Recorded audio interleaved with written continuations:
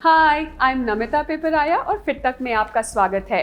आज मैं आपके साथ शेयर करने वाली हूँ 5 बिगिनर फ्रेंडली योगा पॉस्चर्स जो कि बहुत इजी भी हैं बट बहुत पावरफुल भी हैं, तो ज़रूर आपको रेगुलरली अपनी प्रैक्टिस में इंक्लूड करने चाहिए। सबसे पहला पॉस्चर आज का है ट्री पोज यानी कि वृक्ष आसन। उसके लिए हम ताड़ आसन में शुरू करेंगे। ताड़ आसन में आने के बाद कोर को पुल करते हुए हैंड्स को वेस्ट पे रख के शुरू करते हैं।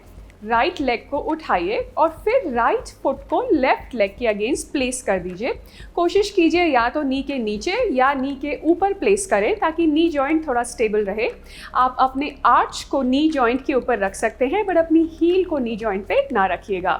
और फिर अगर कंफर्टेबल हैं तो राइट फुट को लेफ्ट लेग पे इस तरीके से पोजिशन में ले आइए और यहाँ से हैंड्स को नमस्कार मुद्रा में रख सकते हैं।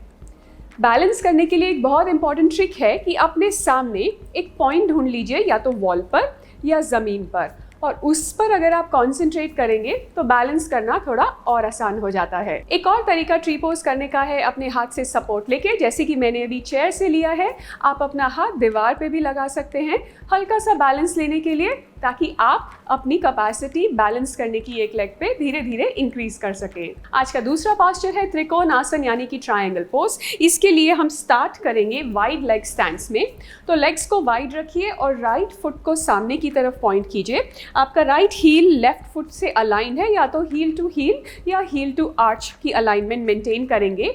Hands parallel to the floor हैं, पाम्स फेसिंग फॉरवर्ड, और पहले राइट साइड की तरफ लीन कीजिए जितना कंफर्टेबल है विदाउट हैंड सपोर्ट, और फिर एक्सहेल करते हुए त्रिकोण आसन की पोजीशन में आ जाइए।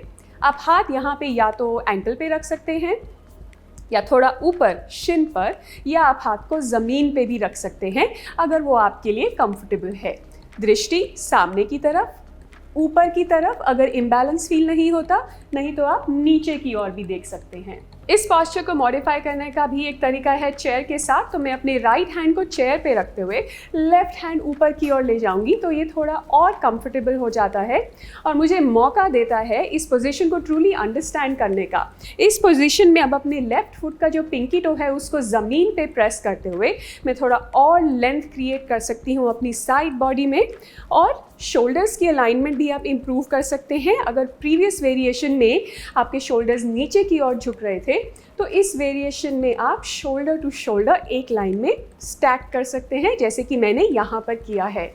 और दृष्टि भी ऊपर बनाने में ये बहुत कंफर्टेबल है, तो आप ये वेरिएशन भी ट्राई कर सकते हैं। आज का तीसरा पॉस्चर है उत्तान आसन यानी कि स्टैंडिंग फॉरवर्ड बेंड, जो कि ये पोजीशन है। इसमें हम एक्सहेल करते हुए अपने हाथों को ज़मीन की तरफ या अपने फीट की तरफ लेकर आते हैं। इस पोजीशन को करते वक्त एक चीज़ का ध्यान रखना है कि आपको पूरा स्ट्रेच डिस्ट्रीब्यूट करना है, अपने हील से लेके full length of the body से लेकर अपनी नेक तक। तो फुल बैक बॉडी स्ट्रेच होनी चाहिए, पर अक्सर हम मोस्ट ऑफ द स्ट्रेच अपनी स्पाइन में ले आते हैं कुछ इस तरीके की पोजीशन में आके। तो मेरे शोल्डर्स राउंड हैं, मेरा हेड और नेक नीचे की तरफ पॉइंटेड है और मेरी लोअर बैक फ्लैट है। ये भी एक प्रकार का स्ट्रेच है हमारी स्पाइन के लिए, पर हम अपना सारा टाइम इस फॉरवर्ड फोल्डिंग पोस्चर में बिताते हैं कंप्यूटर के आगे चेयर पे बैठे हुए, कि जब हम योगा प्रैक्टिस में आते हैं हमें कोशिश करनी चाहिए उस पोजीशन को काउंटर बैलेंस करने की। और वो हम कैसे करेंगे, चलिए देखते हैं। तो फिर से ताड़ आसन में आइए। हैंड्स को आप वेस्ट पे रखते हुए एक्सहेल करते हुए हम कोशिश करेंगे अपनी टॉर्सो को 90 डिग्री पे लाने की, अपने लेग्स के, यानी कि मेरी जो अपर बॉडी है वो फ्लोर के पैरेलल है। ये पोजीशन आप पहले कोशिश कीजिए क्रिएट करने की अपनी बॉडी से। अगर ये मुश्किल है तो बहुत इजीली मॉडिफाई हो जाती है। सिंपल नीज बेंड कीजिए और एक्सहेल करते हुए आप इस पोजीशन में बॉडी को लाने की कोशिश कीजिए। यहाँ पे जब ये कंफर्टेबल हो जाए तो आप धीरे धीरे कोशिश कर सकते हैं अपने लेग्स को स्ट्रेट करने का।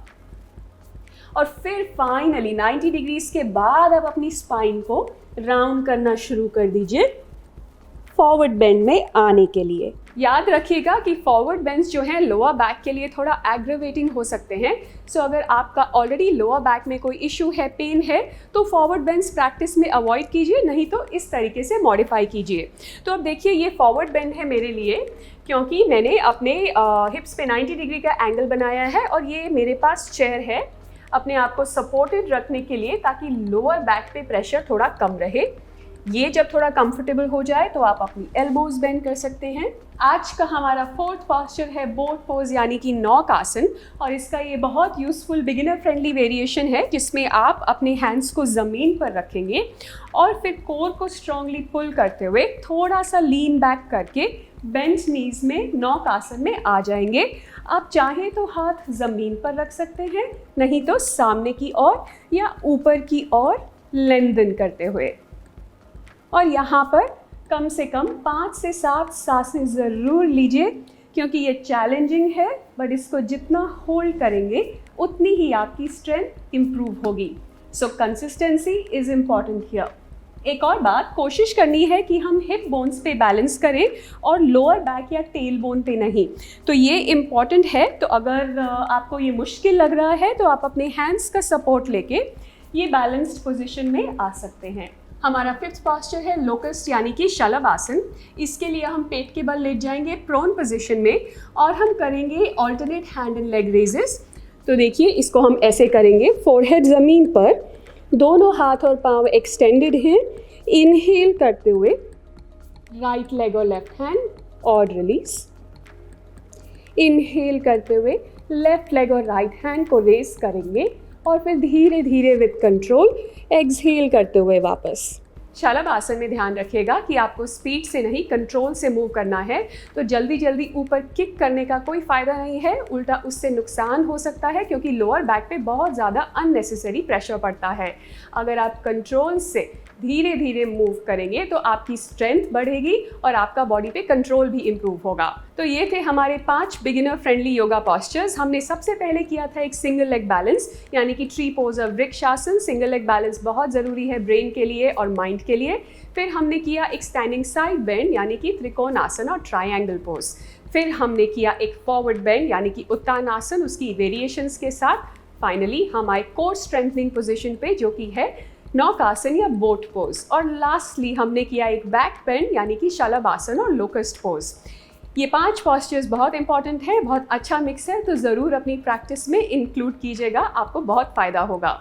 ये वीडियो देखने के लिए बहुत बहुत धन्यवाद।